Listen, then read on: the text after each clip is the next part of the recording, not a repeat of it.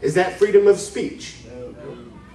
See, we got a problem here. I can go through every single one of them. There's 24 enumerated rights, and just so you know, the 9th Amendment, you notice how if you go through the amendments that they cramped, 3 or 4 or 5 different rights in each one? Well, the reason is that they were going off of the English common law. Blackstone's Commentaries on the English Common Law is the name of it. And it lists 200 rights, unalienable rights. 200. We don't know that. We don't know those rights. I've started learning. I've spent some time. I've spent 20 years of my life learning this stuff. But the fact is, it's not being taught to my kids in school, and it's not going to be taught to my grandkids in school if things keep going the way they are right now. So, what I ask you, can you, in all good conscience, sit where you are, not wake up the people around you? Nobody wants to step out and harm anybody. But every single one of those unconstitutional laws that they pass, they'll give you a good reason why it should be passed. But they're not giving you the authority. Where did this come from? Where did they get the right to do this? Article 1, Section 8, we're just talking about the federal. Article 1, Section 8 has these items all listed in it. You can do this, you can do that, and you can do this. That's it. As a matter of fact, they required, and this is always just a funny point, in the Constitution, it said that those congressmen, they had to be in office, be there in Washington, D.C. 2 weeks out of the year. There was not much to be done beyond that, but they wanted to make sure that they represented us for those 2 weeks. These people were not paid salaries. Yes, they were public servants. They were paid a per diem and travel expenses to get there and boarding, right? So while that 2 weeks while they were there, they were going to get paid.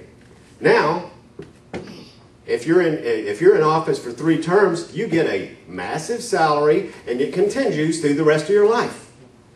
That's not a public servant. There's all kinds of terms I could use. Some of them very derogatory, but I won't go there. All right? So, we've got a choice.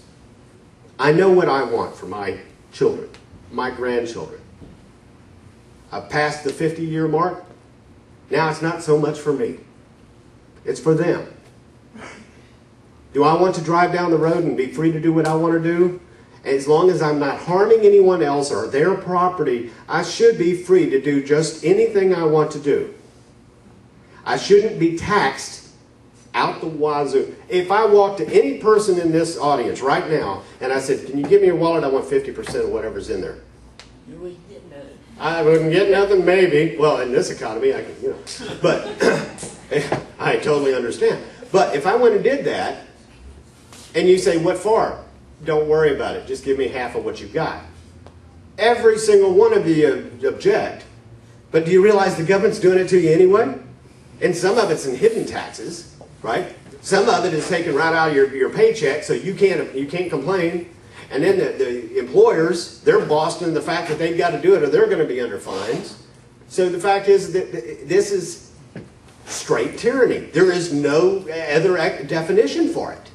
They're just moving down this path, and they do this stuff where if on an individual basis, you would object to it.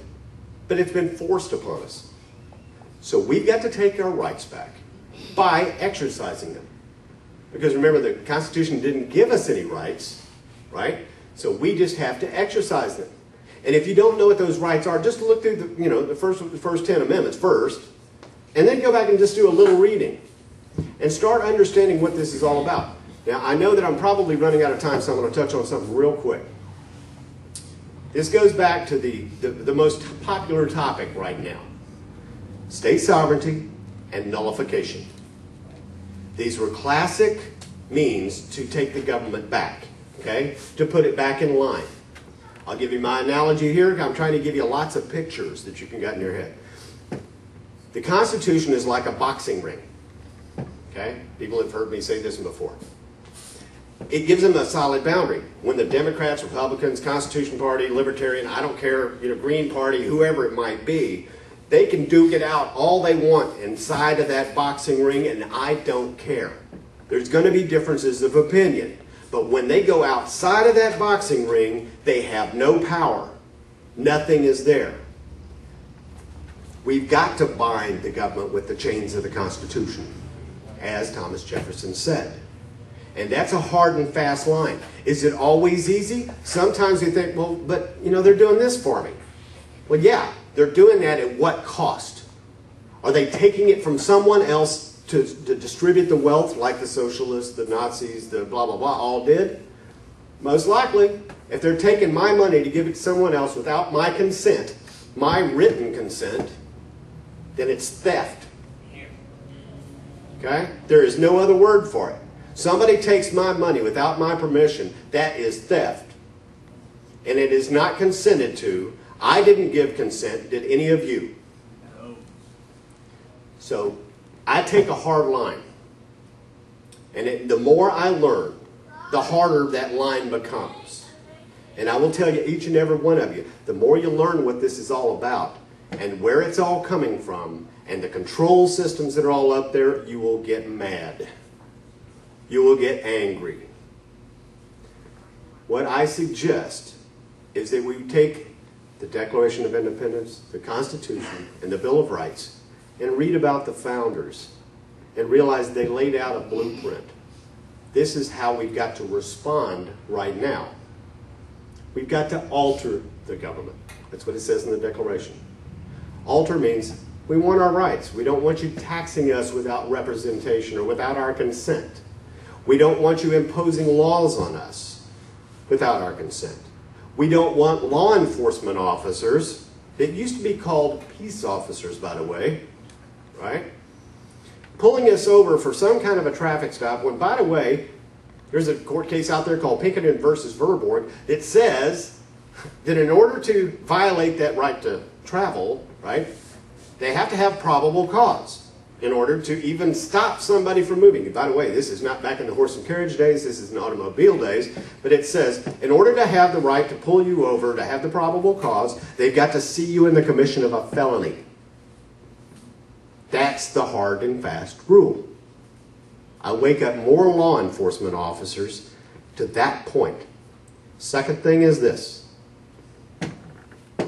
Law enforcement officers, they are just as confused as you and I have been. Okay? When I say that there's three branches of government, checks and balances, we know that. And it was, you know, it's inherited down from the federal to the state to the local governments. So there's three branches of government. Legislative creates law, judicial judges the law, executive carries out the law, executes the law. What branch of government is a law enforcement officer in? What's he going to tell you?